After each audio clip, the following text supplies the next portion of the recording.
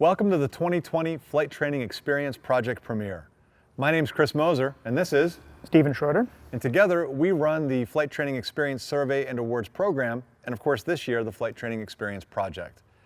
Now, as many of you know, flight training faced unprecedented challenges this year, whether it was lockdowns or all the new safety procedures we had to adapt to in order to get training going again. And just as all this was happening, we were about ready to launch the 2020 Flight Training Experience Survey, which then of course leads to the awards.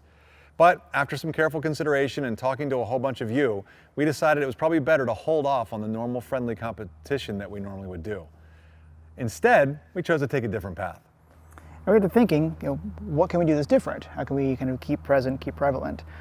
And the more we talked about it, we were wondering, what are schools doing? How are they holding up? How are they staying resilient? And we thought, you know what? Why don't we just ask them? So we did. We started putting out feelers, getting information back from the schools, CFIs, and the more we heard, the more inspiring. We were like, these are pretty amazing, these things these folks are doing to keep going, keep in the business, keep in the community, help people out. And the more and more we heard about this, the more we thought, these are pretty amazing. Maybe we could find a way as AOPA with our position to share this with the industry. And we came with the idea for the Flight Training Project. So we put it up with social media. Start sharing your ideas, share your photos, share your videos with us, tell us your stories on things like Twitter, Instagram, YouTube, Facebook. Get those stories out there so we could collect them. And we put this out, and boy, these folks deliver on that. No doubt. I mean, some really amazing stories came out of it. One that comes to mind is up in New York at Take Flight Aviation. There was a brother and sister who were inspired by their grandfather to take up flight training after listening to his stories about being a pilot himself. Great story. Yeah. I heard from my Women Aviation Scholarship winner, Savannah Porter. She went out to San Diego and worked with these group of women who started their own school. They actually opened up during the shutdown, so it's a completely women-owned and operated school called Fly San Diego. And I think she's, if not done already, pretty close to being done with her certificate. And one other touching story that stood out in my mind was at Sierra Charlie Aviation out in Scottsdale, Arizona. One of their CFIs has a father who's an airline pilot, but had never had the opportunity to fly with her. And so as everything was shut down with the airlines, they were able to go up flying for the first time with his daughter, which is really, really cool. So I had the two individuals I spoke to, make sure I get their names right, it's Javier Gonzalez and Aditya Nair. Both had some pretty elaborate plans for getting some training done that got derailed by the shutdowns. So these two individuals found some really unique ways to still keep current and keep their training going until they could get up in the air. And not only the challenges that students face, but we also had instructors dealing with unprecedented times as well during those times when they couldn't instruct. And out of Nashville Flight Training, one of the customers there came up with the idea to sell t-shirts and then create a fund from the proceeds to help those CFIs make it through and keep themselves going until training could pick back up again. Yeah, likewise, I spoke with the folks, or heard from the folks from Maui Flight Training out of Hawaii, and they started the local scholarship to keep people flying out there, which is pretty cool. And then also there was Beth Brown from AeroGuard. I know she had a bunch of plans and work she was doing, but when things slowed down, she took the extra time to keep current, add to her training, and really look forward for her training with for working with the airlines. And just her stories really inspired the folks around her. So many great stories. Too many to share them all. No doubt. What do you say we take a look at the video?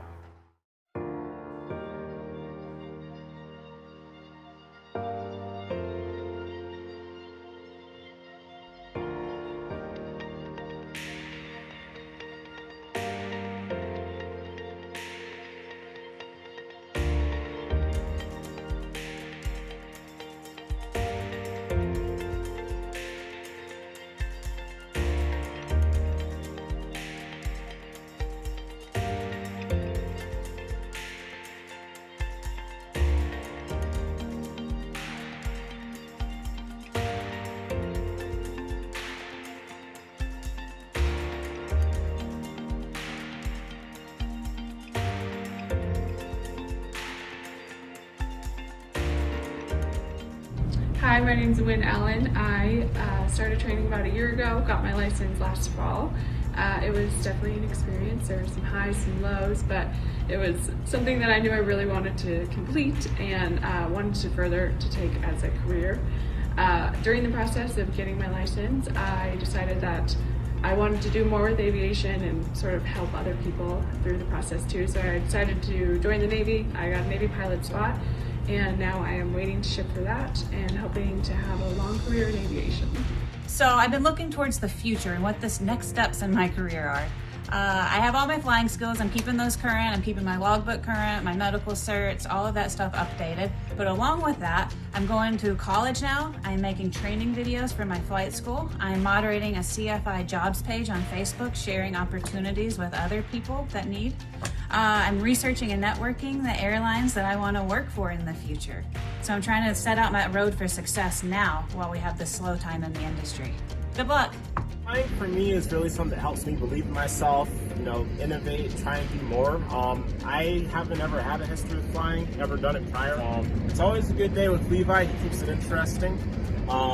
But yeah, no, loop-de-loops, swirls, turns, internal screaming, it's lots of fun. Now we've run into this huge roadblock again, and it's hard. I'm not gonna lie, it's hard, it's scary, but I can't give up. And you can't either, because it's inside us. I can't get it out of me. You probably can't get it out of you. We gotta keep going. Flying to me means spending more time with my grandfather. My sister and I are both pursuing our PPL so that we can share another hobby with our grandfather and spend more time with him and with the rest of our family to share this new adventure together.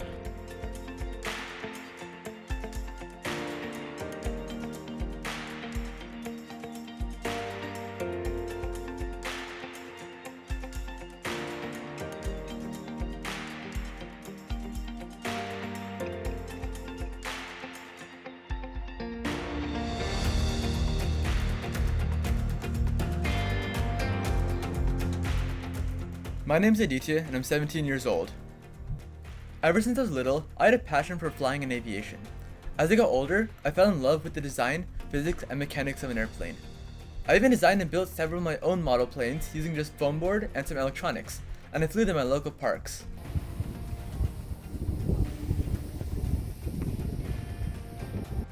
I was super excited to start my flying lessons when I turned 17, and that was right when the COVID-19 pandemic hit.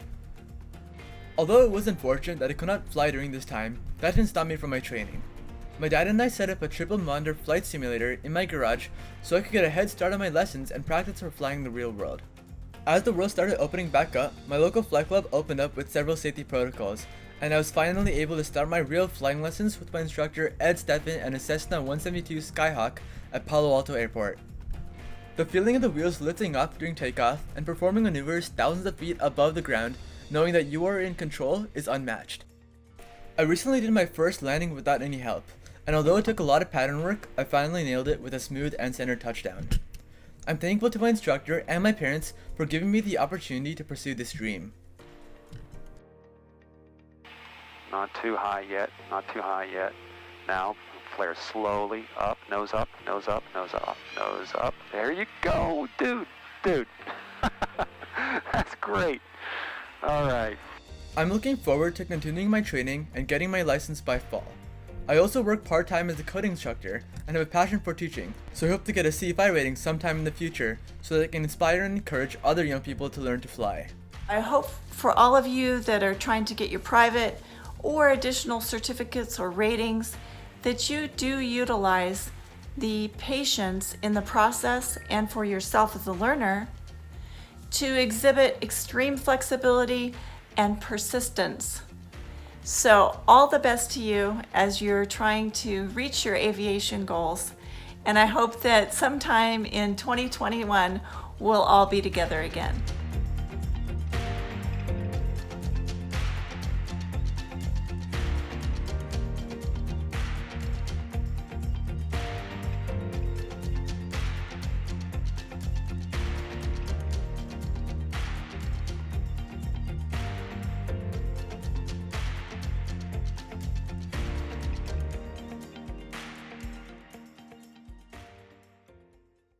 Hey, my name is Brian McClintock. I'm a pilot for United Airlines. Been there, what do we figure out, 35 years from flying 43 years.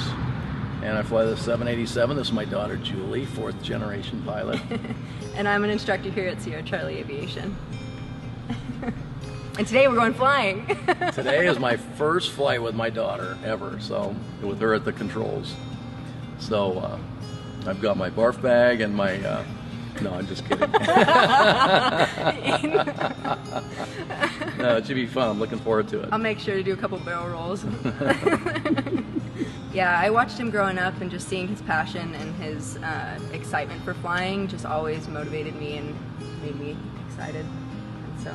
Yeah, aviation definitely gets in your blood. Like when I was a kid, my grandfather and father would sit down and tell stories, and I would just sit and listen to them forever, and it just got in my blood early. Yeah, and he would always like tell stories. Like every night we'd have dinner at home. That was probably something that we always did, was have like a sit-down dinner, and you'd always bring up stories, like all history, like all plane stories, great-grandpap and grandpap. You'd always bring up different war stories with them. And yeah, they were pretty exciting days. I remember you teaching me a lesson on aerodynamics when I was like 8 years old at the kitchen table. So how do you feel about me being the only pilot in the family and I'm a girl? I think it's awesome, you know, it's awesome. There's lots of opportunities for women in aviation right now, you know, you'd be crazy not to take advantage of it. Really special, really special. I can't wait. It's going to be fun. It's really going to be fun. So if you love what you do, you never work a day in your life, and that's what's fun about flying. Yeah, but I'm really excited. I've been looking forward to this day for quite a while. Long overdue. Long overdue. I love you. Love you too. Yeah, it's gonna be fun. Hangar time. Let's do it. 3 November Golf, turn left heading 160, runway 23 right, clear for takeoff. 160, 23 right, clear takeoff, 3 November Golf. I think one of my favorite things about flying is the experience of getting to leave all of your worries and problems down on the ground and just go up in your plane and just enjoy flight for what it is. I really look forward to being able to share that with my students and bring them into that world of aviation and have them be a part of this. My name is Franklin Steele. I joined Blue Line's career pilot program as a student in February, and now about 4 months later, I'm a flight instructor, instrument instructor, and multi-engine instructor for Blue Line Aviation. My name is Kiefer Gapes, and I'm a student at National Flight Training. I've been wanting to fly ever since I was a little kid. My first experience here at National Flight Training was a couple years ago at the pilot camp. And after I flew, it was the best experience in my whole life, and from there, this is what I've been wanting to do. My experiences with the flight instructors are great. My instructor Travis he's a really good instructor. He explains things very well, and he's very patient, and I'm hoping to continue my flying with him until I get my private pilot license. 2020 has been a very difficult year for a lot of people, especially we know it from the aviation side. Haley is one of my instrument students, and she really wanted to do a fun trip, and it got me excited again because with our students, we have to fulfill these certain requirements. On the first day being my IFR cross country, I had to be under foggles. On KT's side, there was a double rainbow underneath, and she was getting really excited, and she was telling me, oh, look at this rainbow. And here I am, not being able to look outside. For someone who's coming in now and who's going through training, as a student or as a private pilot, you're gonna have good days and you're gonna have bad days. Sometimes it's hard to go flying, but overall it's pretty rewarding. Pre-COVID, I was stuck in that interminable build the 50 hours of PIC cross-country time after your private check ride before you can get your instrument, just doing 1 to 2 flights a week, and then all of a sudden lockdown and you're not going to work anymore. So I had a whole lot of time on my hands. Beginning of May, and finished up less than halfway through June with my instrument check ride. So I got it done in a little under a month and a half. Try to turn what was a unfortunate situation into an advantage. Say all of a sudden you have all this time, might as well make use of it and power through that rating and take the advice that everyone gives you is that you should get it done as quickly as possible and make the best of what you can. You can't control the pandemic, but you can control how you react to it and where you go from there. I was making great progress. In February of 2020, I was able to solo here at the Frederick Airport. On March 12th, I came to the airport for a scheduled flight lesson, nearing the end of my flight training, only to learn that my instructor had to step away because of the COVID scare. A few days later, the entire flight school shut down. Well, thankfully, Brenda Tibbs and all her instructors and the family at Bravo kept us engaged while we were away for COVID, and when time permitted, we came back with masks, with a lot of hand sanitizer and with a lot of wipes to clean down airplanes. And I was able to achieve my lifelong goal of getting my private license in May of 2020. COVID-19 has been problematic for many, but it also has caused one flight school to be born. Now, in just 90 days, Leopard Aviation has over 50 students, 7 CFIs. 2 of them, Colton and Devin, are brothers. 2 of their students are sisters, brothers teaching sisters. As an active captain at United Airlines with over 30 years of flying, I wanted the best instruction I could find in the Scottsdale area. I rode backseat for one of my daughter's lessons, watching Devin instruct. I was quite impressed with his knowledge and particularly his teaching style. Leopard Aviation was born from a need to carve some order out of disorder, order that could then become an opportunity for many, and it has worked out well for all involved.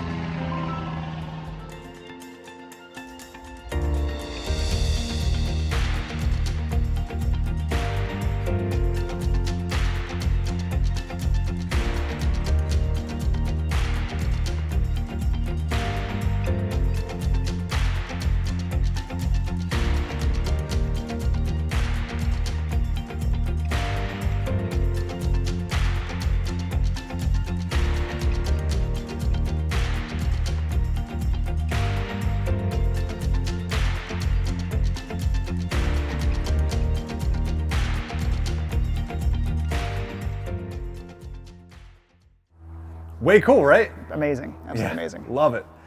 Well, the big thing we want to do is really put a thank you out there for all the folks that contributed to these stories.